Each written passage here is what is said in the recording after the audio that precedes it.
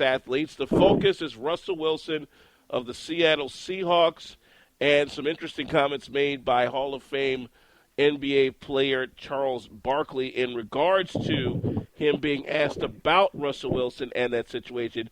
Don't move. We're back in a flash.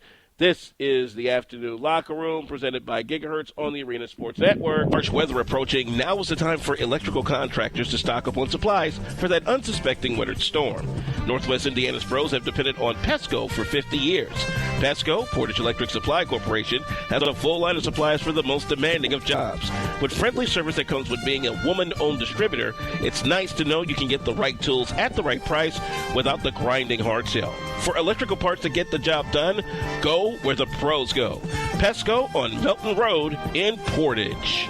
Back here on the Arena Sports Network, heading down the home stretch on this edition of the Afternoon Locker Room. Alvin Washington here in the building. The Afternoon Locker Room brought to you, as always, by Gigahertz, and that's where we come in. Portions of this show are brought to you by Pesco, the Portage Electrical Supply Corporation, by the Clarion Hotel of Michigan City, and by State Farm, where in Highland Park, like a good neighbor, State Farm is there. Let's take a quick look October 30th, night before Halloween. Vin has some hockey for you as Marist and Brother Rice hook up in Oak Lawn at the Oak Lawn Ice Arena. I believe that is a 7:30 face-off that you have on the south side. From what I understand, yes. At the 7:30 face-off on the south side, 7:20 for the Solid Sport pregame shift. Yours truly will have Marist hockey on November 2nd as they host Mount Carmel. Special occasion at the Arctic Ice Arena, and that is multiple sclerosis night for the Marist Redhawks, their first home game. That's a 7 o'clock start, 6:45 for the Solid Sport pregame shift. Take a look at the NFL scores from yesterday. New Orleans clobbers Green Bay 44-23. Another great night for one Drew Brees. Mark Ingram with his second ever 100-yard effort on the day. Also a insurance touchdown. Cleveland tops Oakland, leaves the Raiders winless 23-13. Pittsburgh behind 6 touchdowns and over 500 yards from Big Ben, 51-34 over Indianapolis. Arizona gets a touchdown late, 24-20 over Philadelphia. Kansas City clobbers St. Louis in the Show Me Showdown, or what was left of one, 34-7. Houston over Tennessee, 30-16. Did you see the selfie that J.J. Watt took after stacking Zach Mettenberg? Yes. That was classic. That was classic. Yeah, I saw it. Serves the youngster right, too. Minnesota on a fumble recovery in overtime, 19-13 over Tampa. Just talking about Russell Wilson and Seattle. They get back on the road after a 2-game losing streak, 13-9 over Carolina. Interesting, though, this is the third time since both Russell Wilson and Cam Newton got into the league that Russell Wilson has had the better of Cam Newton. 3-0 now. Cam Newton, yeah. 3-0. Cincinnati, helped by a late offensive pass interference call. It's 27-24 over Baltimore. I saw the play. Great call. Gutsy call, but great call. Was the correct call, too. Yeah. Miami, second week in a row, they win 27-13 over Jacksonville. New England clobbers the Bears 51-23. What else is new? Buffalo 43 over 23 over the Jets. You know you are a serious journeyman when Kyle Orton beats both Geno Smith and Michael Vick in the same game. Yeah. How about Detroit ripping off 22 unanswered in the second half against Atlanta? And did it across the pond, too. Now, mind you, they booted a defensive end for team violations. How the heck that happened? That's one of those, man, you got fired on your day off. Nick Fairley goes down with an injury, and they rip off 22 straight. Ooh, Atlanta's got some explaining to do. Trouble. Atlanta's got some explaining to do. Yeah. Let's look at the NHL. Last night it was Winnipeg in overtime over Colorado 2-1. Dustin Byfuglien sighting. A Dustin Byfuglien sighting in that game. The Stanley Cup champion Kings beat Columbus 5-2. The Blackhawks over the Senators 2-1. San Jose over Anaheim 4-1, and I hate to say them, Vancouver Canucks take care of the Washington Capitals that final 4-2. Today, the Rangers host Minnesota, and Edmonton hosts Montreal. Before we get back into our talk, by the way, in that Ottawa-Chicago game last night, both goaltenders, Chicago area natives. Anderson for Ottawa is from Park Ridge. Scott Darling, who got the call-up from Rockford, is from Lamont, of all places. The Lamont Engines. Of all places. Yeah, Lamont. Here's a note about Scott Darling. 6 feet, 6 inches tall, 235 pounds, and was rock solid. Stopped 25 shots last night. Not bad. Because they gave Antti Ranta a night off. Antti Ranta has been a very nice surprise in relief of Corey Crawford, who's still suffering from. Let me get this right. It's an upper body injury on Corey Crawford? Upper body injury on Corey Crawford. But Scott Darling making a lot of calls here because of his quickness, his girth, his height and his size. He may see a few more starts here soon. Hey, you never know. Anyway, getting back to the task at hand, we're talking the perceived non-blackness of one Russell Wilson. At least that's what some whispering around the Seahawks locker room is saying. And the interesting comments that one Charles Barkley made in light of that notation. That's the topic du jour here on the Afternoon Locker Room. All of our guests up here on the phone, courtesy of the Verizon Wireless hotline, Verizon Wireless and the Cellular Connection in Michigan City.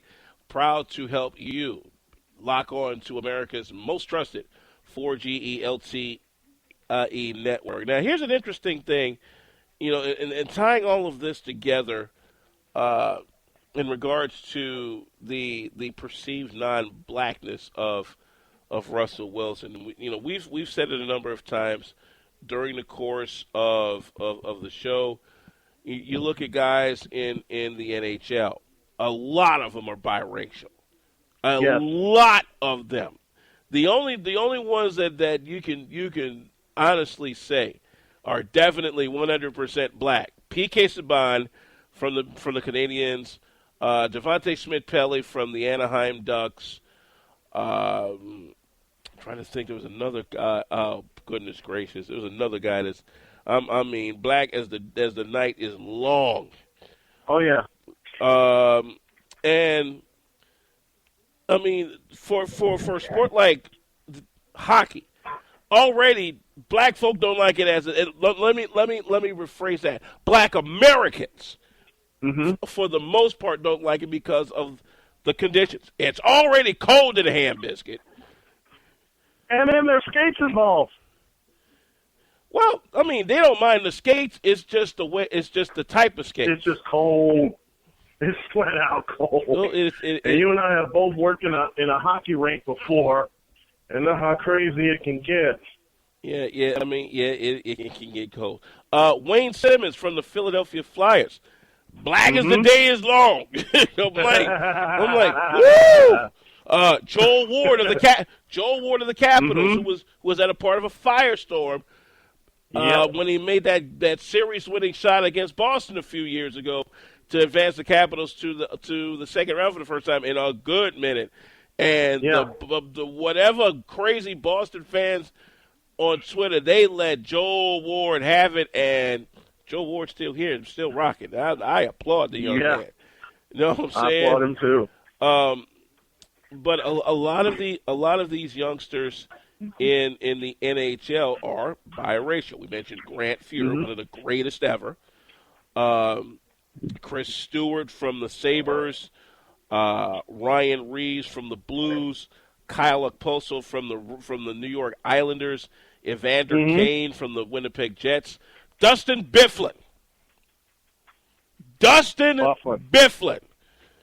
Big Buff. All right. I remember Byfuglien.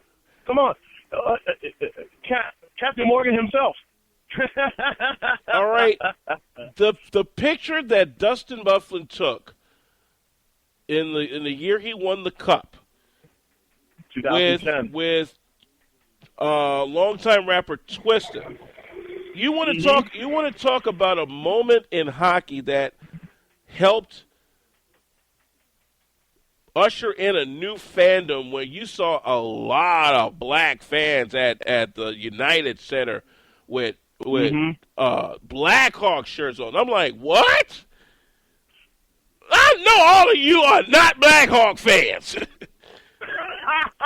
I just know you not black. I'm like, wait a cop-picking minute here. Hold on, time out. Where all of you come from? Dude, they were coming out of the woodworks with the moment. I'll do you one better. Just a moment. I'll do you one better. All right. When we won the Cup in 2013 and plans were announced for the Blackhawks for the Stanley Cup parade, I wasn't going to go to Grant Park. I wasn't. Because I knew it was going to be hotter than an SOB, and there were going to be a lot of people. The estimation was 1.5 million people. I said, there's no way I'm going to Grant Park, but I wound up going anyway. Got down there early. There were 2 million people in Grant Park, and if you slice that number in half, they were all black.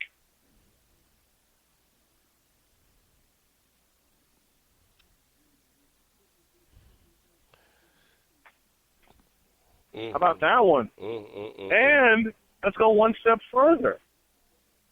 Like you described, they were all wearing Blackhawk jerseys. Wow. And I mean into it. I took a picture. I have to find this picture. I took a picture with a group of Blackhawk fans. They were black. They were holding, you ready for this one? A replica of the Stanley Cup. And we're holding it the correct way. Well, we figured it out soon enough. Yeah. But still, the fans have come, like you said, the fans have come out of the woodwork. And they're getting into it. Yeah. Saying all that to say this, as we get ready to close things out, say what you want about Russell Wilson. You can call him not black. You can call him this. You can call him that. One thing one thing for sure that you have to call him is Super Bowl champion. You got to respect him as that because he earned that one. I guarantee you that. The first thing you call him is a winner because he won at North Carolina State and he won at Wisconsin. The first thing you call him is a winner. No. Let me borrow from Charles Barkley. The first thing you call him is successful. The second thing you call him is a winner. The third thing you call him is a champion. And there is no color when you are called a champion. Nope. Now, granted, yeah, you've got your hang-ups here and your hang-ups there, but really, you're a champion. There is no color. There is no divide. There is no pickiness, for lack of a better word, that I can't come up with right now because it's beautiful outside and my brain is on to sleep. But there is no pickiness for a person that was on your team that helped lead you to a championship. Period. And the intelligence and the poise that you have to have as an NFL quarterback. And for somebody like Russell Wilson, who is shorter than the average quarterback, but to do the things that he has done in the short amount of time he's done it, that transcends a lot of things. And as I close out, Russell Wilson could be purple, could be gold, could be pitch black for all I care. What's the one thing that I see on his finger that lets me know he knows what the heck he's doing? And thank you.